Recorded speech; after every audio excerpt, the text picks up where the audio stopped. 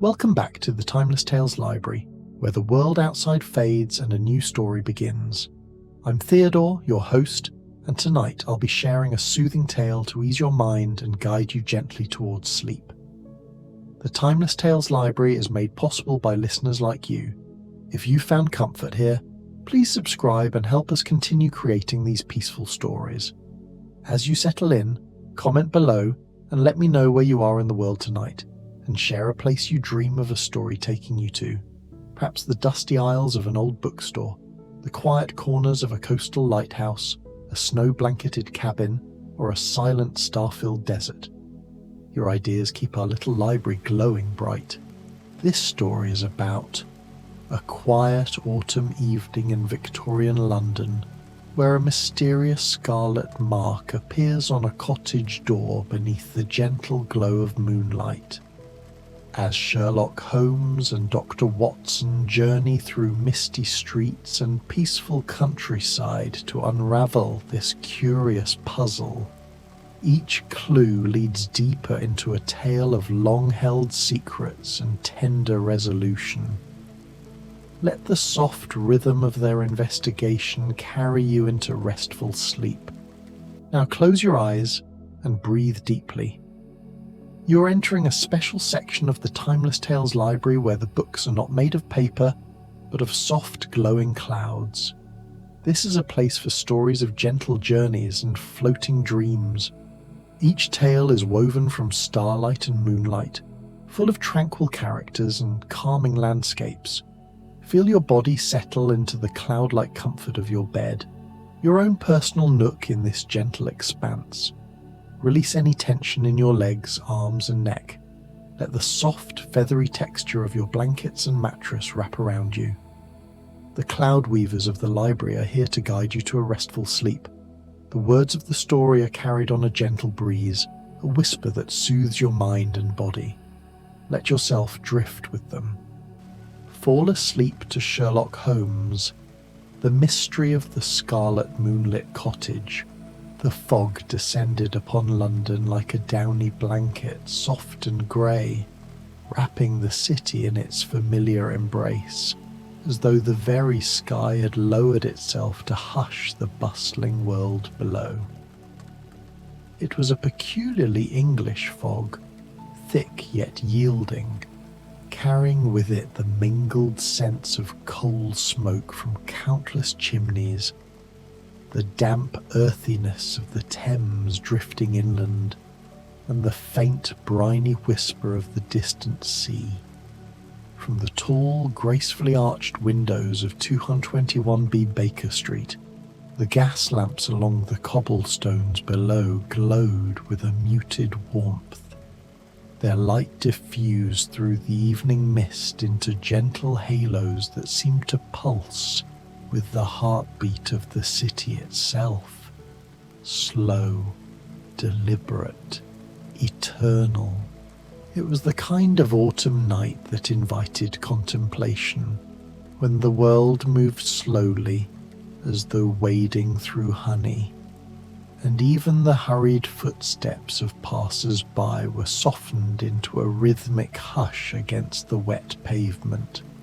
Dr. John Watson sat in his favourite armchair beside the fireplace, a sturdy piece upholstered in faded green velvet that had moulded itself to his form over countless evenings. He listened to the quiet crackling of burning coal, each pop and hiss a small symphony in the otherwise still room. The flames danced in their iron grate, casting amber shadows that swayed across the walls like memories half forgotten and half cherished. Shadows that elongated the spines of books on the shelves, twisted the curves of Holmes's chemical apparatus into fantastical shapes, and lent a golden luminescence to the Persian rug underfoot. The room smelled richly of old leather from the bound volumes that lined the walls, the lingering sweetness of pipe tobacco that clung to the curtains like a comfortable habit, and the faint vanilla sweetness of the polished wood panelling, a combination Watson had come to associate inextricably with safety, companionship, and the quiet thrill of intellectual pursuit. His eyes grew heavy as he watched the fire's hypnotic movements, each flicker a small meditation, drawing him deeper into a pleasant reverie where the worries of his medical practice and the echoes of Afghan battlefields faded like the fog outside. Across from him, Sherlock Holmes reclined in his own high-back chair, his long legs stretched toward the fender, fingers steepled beneath his sharp chin in that characteristic pose of intense concentration. His grey eyes, keen as polished steel even in repose, were half closed in that particular state between waking thought and dreaming insight, where the boundaries of logic and intuition blurred. He had been silent for nearly an hour, an eternity in the company of a man whose mind rarely rested, and Watson knew from long experience that his friend was turning over some problem in that remarkable mind of his, examining it from every angle as one might admire a jewel in shifting light, rotating it to catch the hidden facets that lesser observers would miss entirely. Perhaps it was a lingering thread from their last case, or perhaps some new puzzle had already begun to form in the ether. With Holmes, one could never be certain until the revelation burst forth like sunrise. The evening stretched on in comfortable silence, the sort that only years of shared adventures could cultivate, a silence unbroken by the need for small talk, rich with mutual understanding. Outside, a hansom cab passed with the gentle clip-clop of hooves on damp stone, the horse's breath visible in fleeting clouds, the wheels hissing softly through shallow puddles. The sound faded like a whispered secret into the fog, swallowed whole by the city's embrace. Watson felt himself drifting. The warmth of the room and the steadiness of Holmes's presence creating a cocoon of tranquility that wrapped around him more securely than any blanket. Then came a soft knock at the door below. 3 measured taps, neither hurried nor demanding.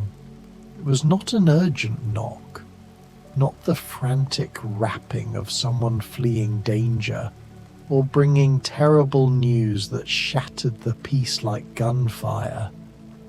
Rather, it was polite, almost hesitant, the knock of someone who respects the lateness of the hour but carries something they must share, as though the weight of curiosity alone compelled them forward. Mrs. Hudson's footsteps could be heard ascending the 17 stairs, with their familiar creak on the 5th and 12th steps, slow and measured, accompanied by the faint rustle of her apron. Then her gentle voice at their sitting-room door, muffled slightly by the heavy oak. "Mr. Holmes, Dr. Watson, there's a gentleman caller downstairs. He apologizes profusely for the hour, but says the matter is most curious and cannot wait until morning."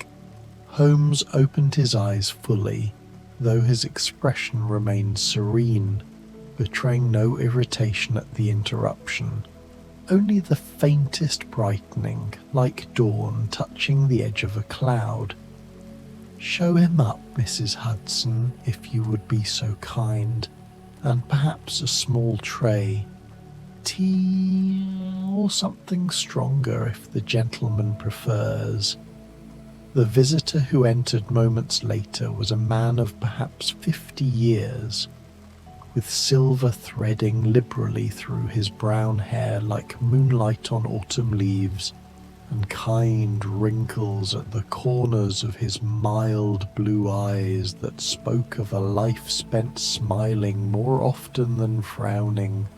He wore a well-kept but modest Inverness coat of dark wool, damp at the shoulders from the fog, and carried a soft felt hat in hands that trembled ever so slightly, not from fear, Watson judged, but from the chill and the long journey. He carried himself with the quiet dignity of someone who had seen much of the world's sorrow yet remained unbroken by it. His posture straight but unassuming, his gaze direct yet deferential. His name, he said after removing his coat and accepting Holmes's invitation to approach the fire, was Mr. Geoffrey Thornton, and he had travelled by the last train from the small village of Moonhaven, some 30 miles to the south of London amid the gentle hills of Surrey. "Please sit," Watson said warmly, rising to pull a third chair, upholstered in deep burgundy, closer to the hearth. "You must be tired from your journey and half frozen besides. Allow me." Mr. Thornton settled into the chair with visible relief, the fire's heat drawing a soft sigh from him as he extended his hands toward the flames. He accepted the brandy Watson poured from the crystal decanter on the sideboard, Holmes's best French, with a grateful nod and a murmured "Bless you, Doctor," cradling the glass as though it were a small treasure. The firelight played across his features, softening them further, highlighting the fine lines of laughter around his mouth and the thoughtful crease between his brows. For a moment the three men simply sat together in the peaceful glow, the crackle of the coals and the occasional pop of settling wood, the only sounds as though they were old friends reuniting after years apart rather than strangers meeting for the first time beneath the weight of an unspoken enigma. "Mr. Holmes," Thornton began at last, his voice low and soothing, with the gentle lilt of the southern counties, "I come to you with something strange, though I confess it troubles me more for its mystery than for any immediate fear of danger. 3 nights ago, beneath the light of the harvest moon, full and golden, the colour of ripe wheat, I discovered a mark upon my cottage door.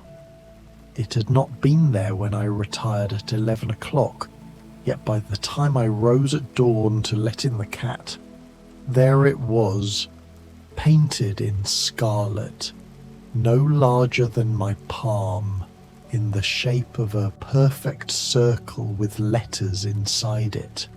Holmes leaned forward slightly, the firelight catching the sharp planes of his face, his interest evident in the subtle tightening of his fingers, yet his manner remained calm, almost courtly. "And this mark, had you any sense of who might have placed it there, or why? Footprints, perhaps, a lingering scent, the faintest disturbance in the dew upon the path?" "None whatsoever," Thornton replied, shaking his head slowly. "I live simply, Mr. Holmes, as befits a man of my years and inclinations.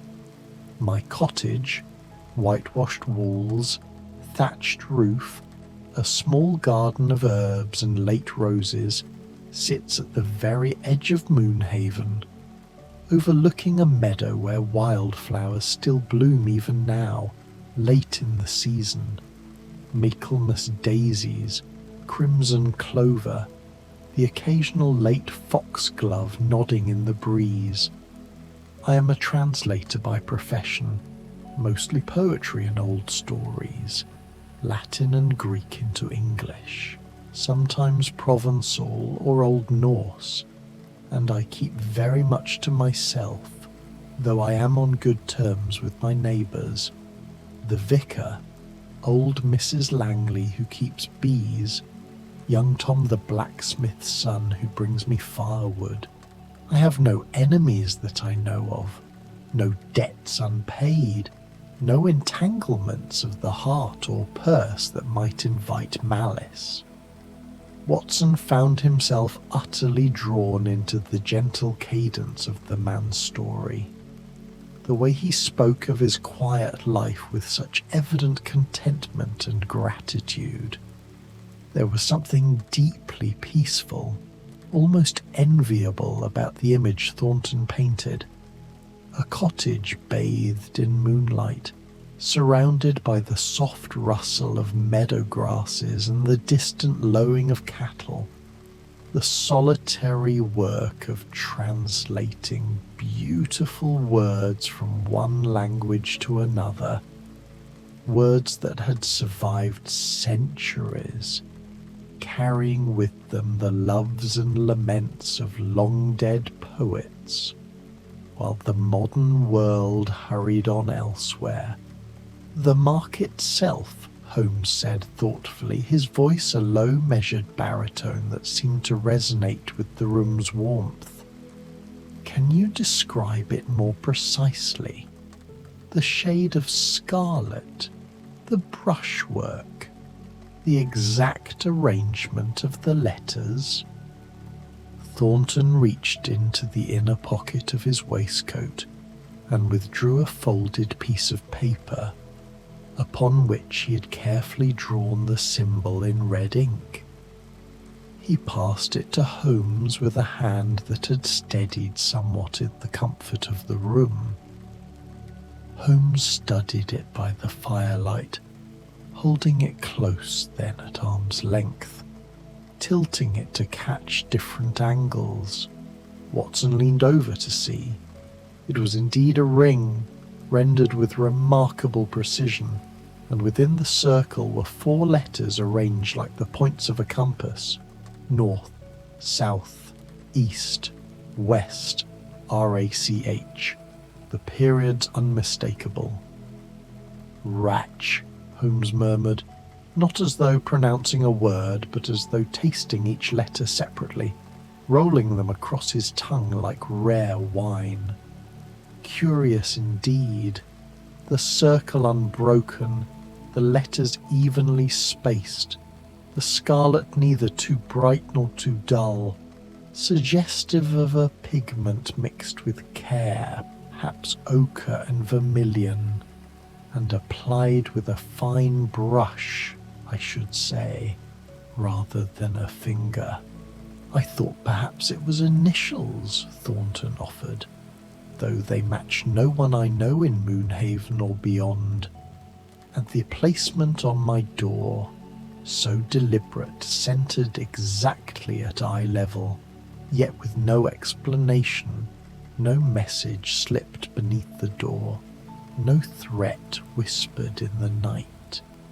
It simply appeared, like a riddle left by the night itself, or a sign from some secret society whose purpose I cannot begin to guess.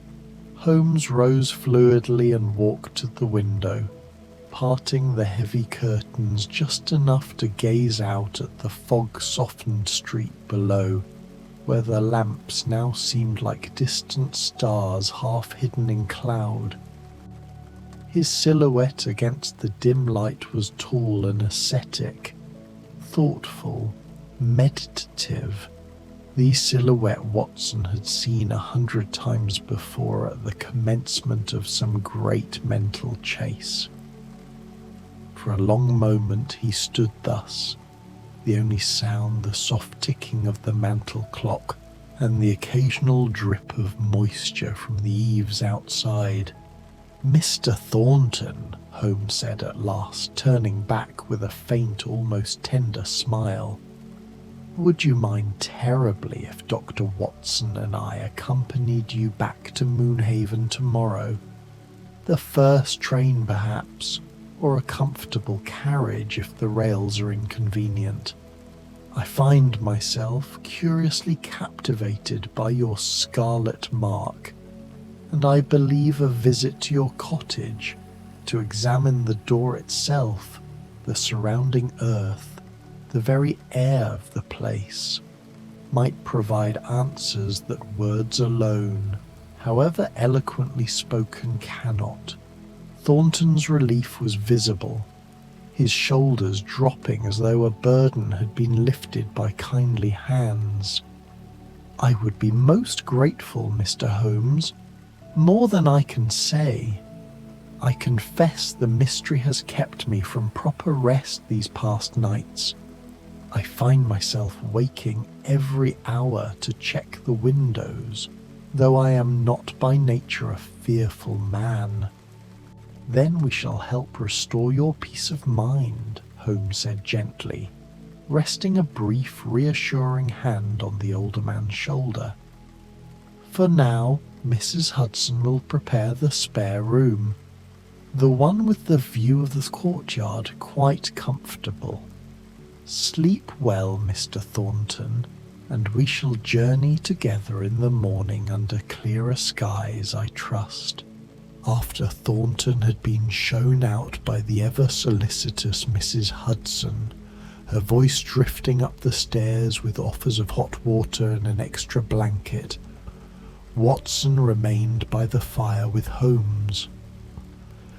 The detective had returned to his chair, his expression serene but alert, like a cat watching birds through a window, interested but not agitated, every muscle poised, yet relaxed.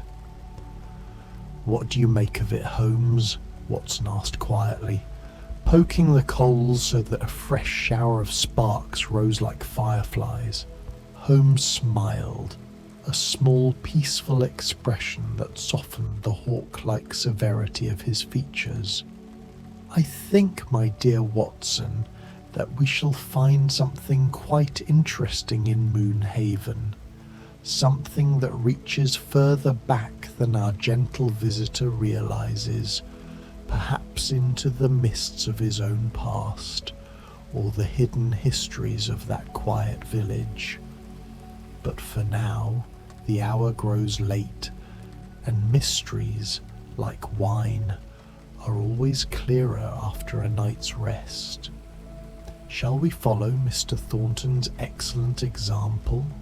Watson nodded, feeling the pleasant weight of sleep beginning to press upon him once more, heavier now for the anticipation that tinged it. As he rose to retire, he glanced once more at the fire, watching the flames settle into glowing embers that pulsed like slow heartbeats, and thought how fitting it was that even mysteries could be gentle things, arriving on quiet footsteps in the fog, wrapped not in terror but in the soft enigma of an autumn night. Somewhere beyond the window, London slept beneath its blanket of mist, and tomorrow the countryside would open before them. Meadows silver with dew, a cottage marked by scarlet, and the promise of revelation waiting patiently beneath the harvest moon's fading light. Morning came with soft autumn light filtering through London's persistent mist. The journey to Moonhaven was undertaken in comfortable stages, first by train, the rhythmic clacking of wheels on rails providing a soothing backdrop, and then by a small carriage that conveyed them through countryside growing increasingly rural and serene. Watson watched the landscape transform through the window.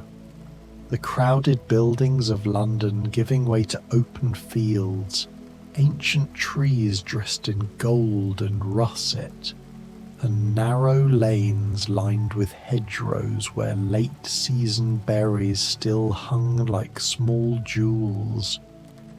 The air grew cleaner, sweeter, carrying the scent of turning leaves and distant wood smoke. Thornton proved to be an excellent travelling companion, speaking when the moment called for it, but equally comfortable with silence.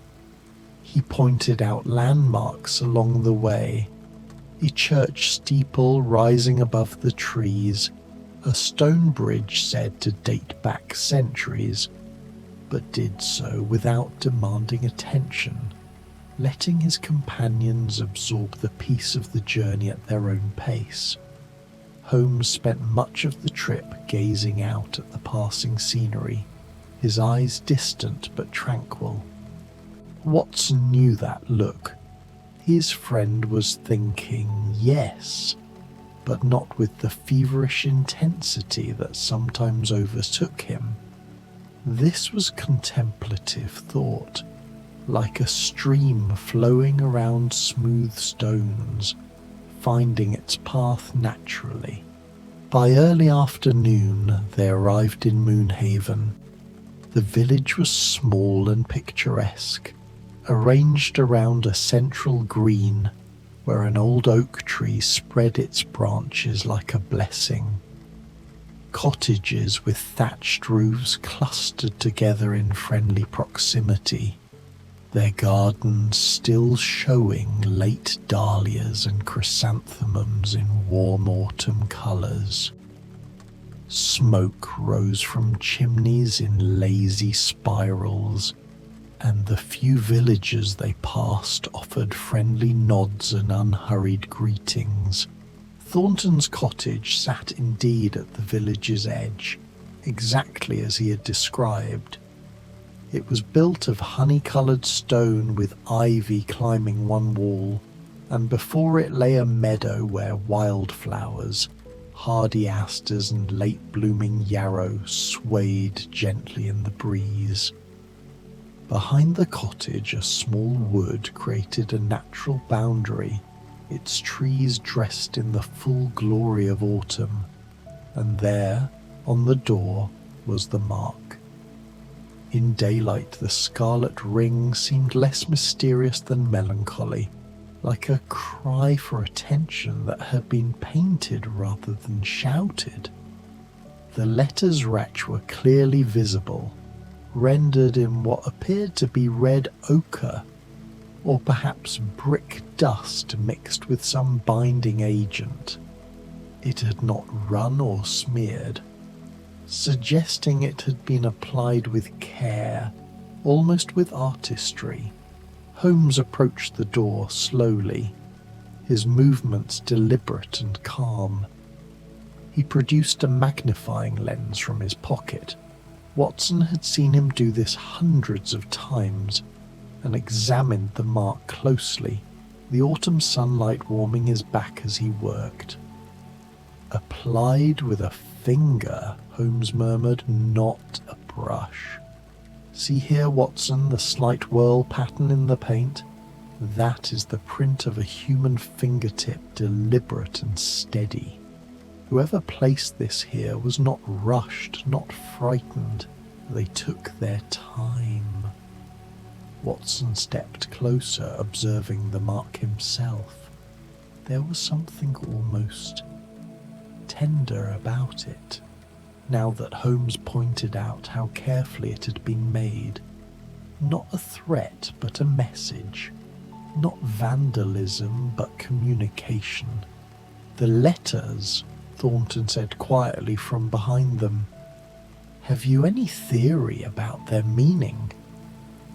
Holmes straightened, tucking away his lens. "Not yet, but I believe the answer lies nearby. Mr. Thornton, are there any other Holmes in the immediate vicinity?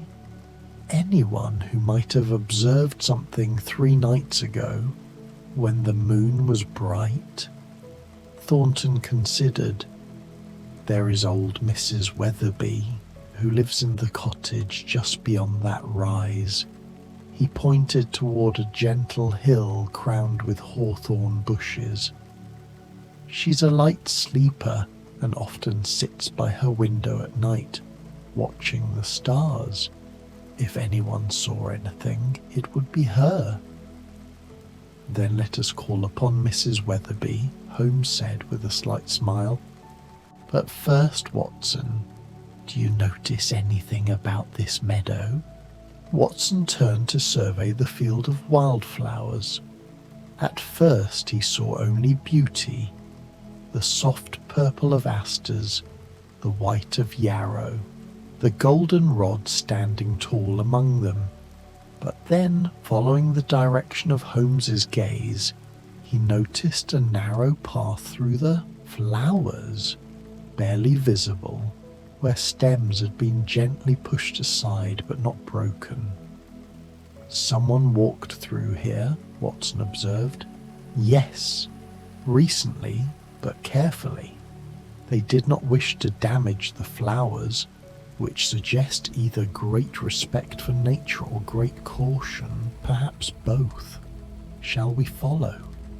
The three men moved through the meadow, following the subtle trail. The afternoon sun was warm but not harsh, and the breeze carried the honey scent of late blooms and the earthier smell of autumn soil. Butterflies, those few remaining before winter's arrival, drifted among the flowers like small spirits. The path led them to the edge of the woods, where the trees created a natural archway of golden leaves. Just within the tree line, Holmes stopped and knelt, examining the ground. Here, where the soil was soft with fallen leaves and shade held moisture, there were footprints. A woman's boots, Holmes said softly, tracing the outline with one finger. Small, but well made. She stood here for some time. See how deep the heel has pressed. She was watching the cottage, perhaps waiting for the right moment. A woman, Thornton said with surprise. But who? And why? Holmes rose, brushing leaf fragments from his trousers. That, I suspect, is what Mrs. Weatherby might help us discover. But I confess, Mr. Thornton, I do not believe you are in any danger.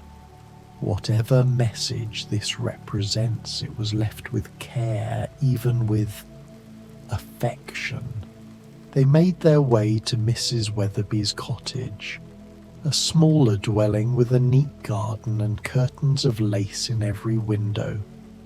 The old woman who answered their knock had a face like a gentle apple, round and soft with age, and eyes that sparkled with the particular clarity of those who have lived long and observantly. "Mr. Thornton," she exclaimed with genuine pleasure. "And guests? How lovely! Do come in, come in." Her parlour was cosy and cluttered with the comfortable accumulation of a long life. Photographs in silver frames, cushions embroidered with flowers, a cat sleeping in a patch of sunlight on the windowsill.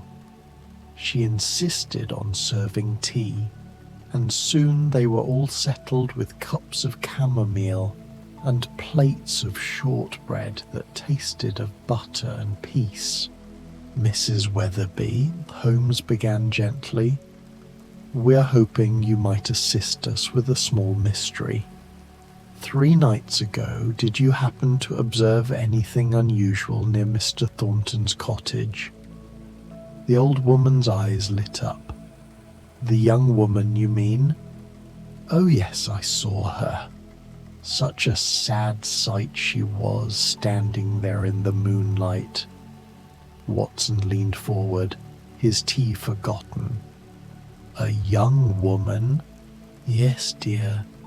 It must have been near midnight. I was sitting at my window. I often do, you see, watching the moon and stars. They keep me company. And I saw her walking through the snow, moving so slowly as though she were in a dream. She wore a dark cloak with the hood up. But when she stopped and looked up at the moon, I saw her face. Young, very young, with such sorrow in her expression. Did she approach Mr. Thornton's cottage? Holmes asked. She did. She stood before his door for the longest time, just looking at it. Then she reached up and painted something on it. I couldn't see what from this distance.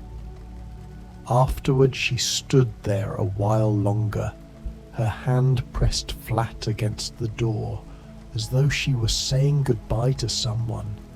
Then she walked back through the meadow and disappeared into the woods. Thornton had gone very still, his teacup motionless in his hands. His expression was one of deep thought, memory stirring like sediment in a pond. Mrs. Weatherby, he said slowly, this young woman, could you describe her further? Her hair, perhaps, or her height? Slender, Mrs. Weatherby said, and not tall. Her hair, when the moon caught it, seemed light-coloured, perhaps blonde or light brown, and she moved with a grace that suggested she was accustomed to countryside walking, not a city dweller. Thornton set down his cup with a hand that trembled slightly. "Pray see ye each," he whispered. Rachel? Could it be Rachel? Holmes and Watson exchanged a glance. "Who is Rachel?" Watson asked gently. Thornton's eyes had gone distant, looking not at the room around him, but at something years past. Rachel Ashford. It must be. It must be Rachel Ashford, Cavendish Holbrook. The initials, Holmes said with understanding dawning in his expression. Yes, Thornton nodded slowly. Her full name, all the names she carried. Rachel was... She was the daughter of my dearest friend, Thomas Ashford. We grew up together, Thomas and I, here in Moonhaven, before I moved to London for work. When we were young men, we both loved the same woman, Eleanor Cavendish. She chose Thomas, and I accepted it, because I loved them both, and their happiness meant more to me than my own disappointment. He paused, and Watson found himself leaning into the story, drawn by the gentle sadness in Thornton's voice. They married and had a daughter, Rachel. She was the light of their lives. I was her godfather, and I watched her grow from a distance, sending letters, visiting when I could. She was a remarkable child, sensitive, artistic, with her mother's grace and her father's kind heart. "What happened?" Watson asked softly. "Thomas died when Rachel was 15, a fever, sudden and terrible. Eleanor followed him within a year, heartbroken. Rachel was left to the care of her aunt and uncle, whose surname was Holbrook. I was travelling in Europe at the time, translating texts in Florence, and by the time I returned I was told that Rachel had married and moved away. The aunt and uncle were not warm people, and they discouraged my inquiries. I always regretted not being there for her, not fighting harder to remain in her life." Thornton's expression was one of profound regret mingled with wonder. But if she has found me now after all these years, why did she not simply knock? Why leave this mysterious mark? Holmes rose and walked to Mrs. Weatherby's window, gazing out at the autumn landscape. Shame, perhaps, he said quietly, or fear of rejection. If she felt abandoned, even knowing it was not your fault, approaching you directly might have felt impossible. The mark was a test, perhaps, to see if you would remember her, if you would seek to understand. We must find her, Thornton said urgently, though his voice remained gentle. She must know I never forgot her, never stopped caring. Mrs. Weatherby, Holmes said, turning back to the old woman, the direction she'd disappeared toward. Could you point it out? Mrs. Weatherby led them outside and indicated a path through the woods. That way leads to the old Ashford property, she said. It's been abandoned for years, but someone mentioned recently that smoke had been seen from the chimney. Perhaps. They thanked Mrs. Weatherby and set off through the woods, following the path she had indicated. The forest was dressed in its autumn finest, leaves of gold and copper creating a canopy that filtered the sunlight into a warm amber glow. Their footsteps were muffled by the carpet of fallen leaves, and the only sounds were the distant calling of birds and the whisper of wind through branches. The walk through the woods felt timeless, as though they had stepped out of the ordinary world and into a gentler space where urgency had no meaning. Watson found himself breathing deeply, taking in the clean forest air, feeling his heart beat slow to match the peaceful rhythm of the place. After perhaps 20 minutes, they emerged into a clearing where an old cottage stood, larger than Thornton's but clearly long neglected. Ivy had claimed much of the walls, and the garden had returned to wildness. Yet smoke did indeed rise from the chimney, a thin line of grey against the blue sky, and curtains could be seen in one window. Thornton stopped at the edge of the clearing, suddenly uncertain. Holmes placed a hand on his shoulder. Take heart, my friend. Sometimes the greatest mysteries are solved not with deduction, but with courage. Together the three men approached the cottage. Before Thornton could knock, the door opened, and a young woman stood there. She was perhaps 30 years of age, slender and fair-haired, with eyes that were red from recent tears but held a desperate hope. "Rachel," Thornton whispered. "Uncle Geoffrey," she said, and her voice broke. "I didn't know if you would understand. I didn't know if you would remember me or care to find me."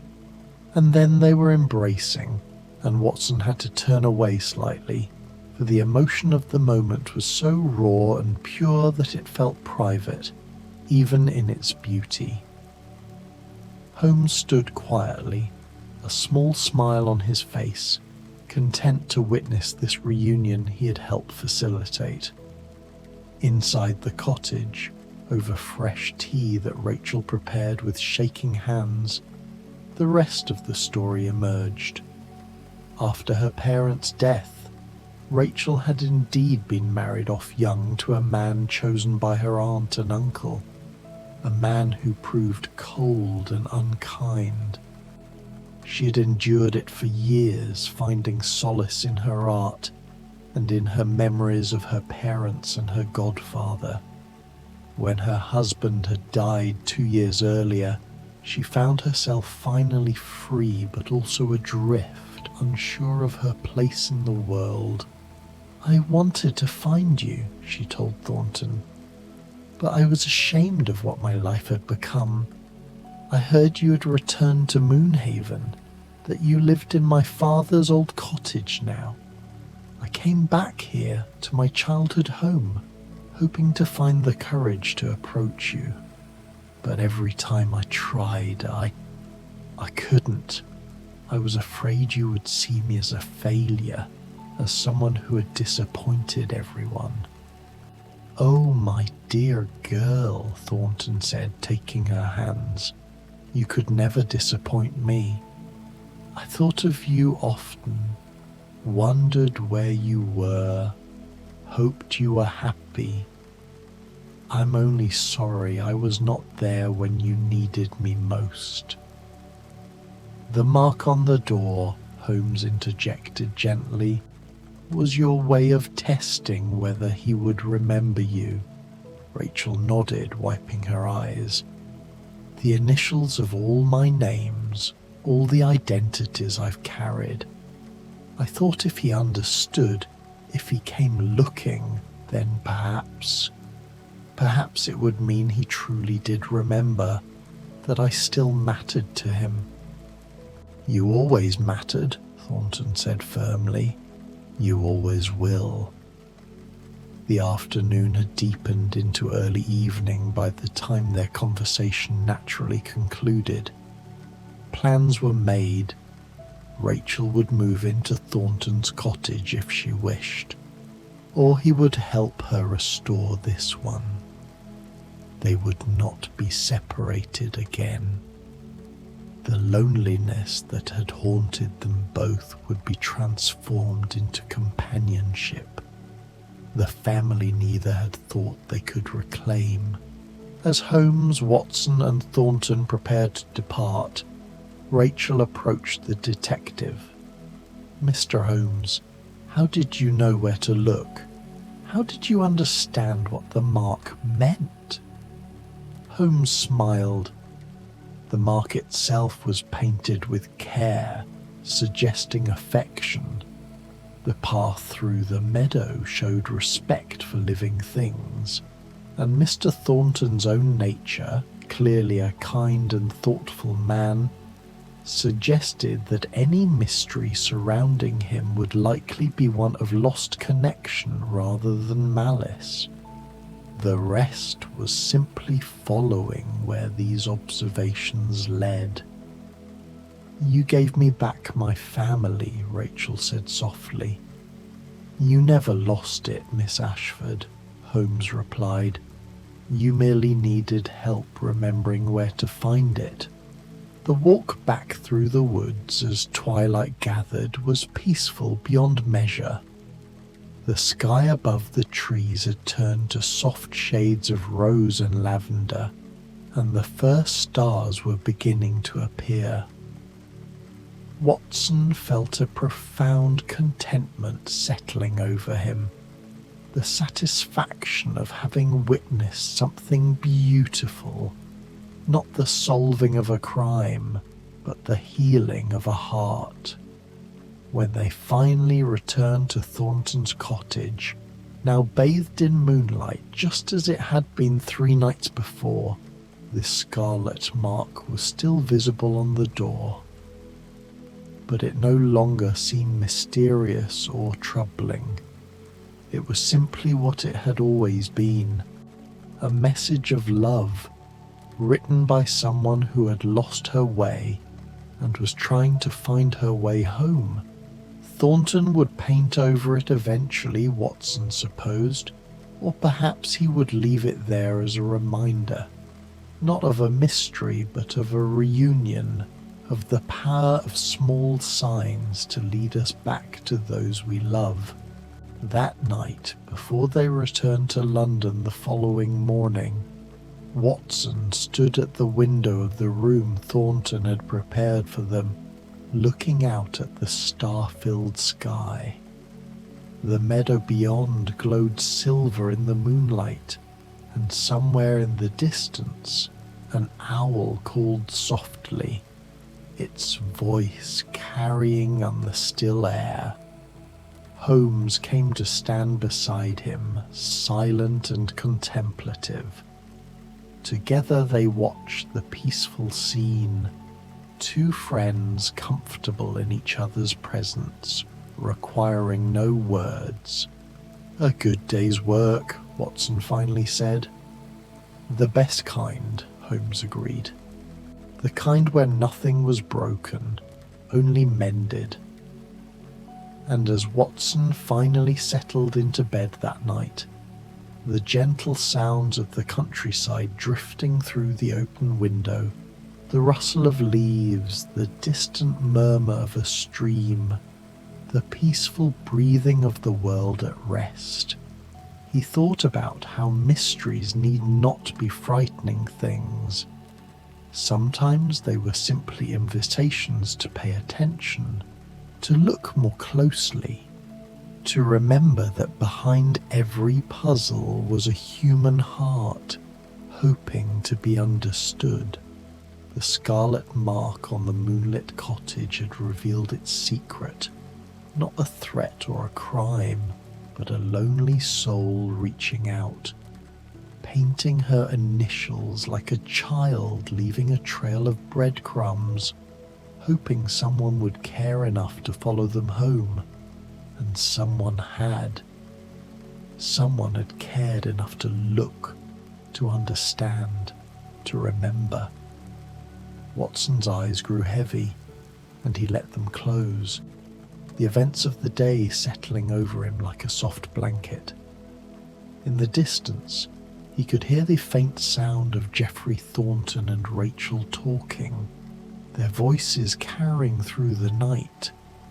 Family reunited, loneliness banished. Two people who had thought themselves alone discovering that they had never truly been forgotten. Sleep came easily to Watson that night, as natural and gentle as breathing, carrying him away on dreams of moonlit meadows, autumn leaves, and mysteries that ended not with darkness, but with light. Somewhere in the cottage, in the glow of the fireplace embers, peace had settled like a blessing, and all was well. The world could wait until morning.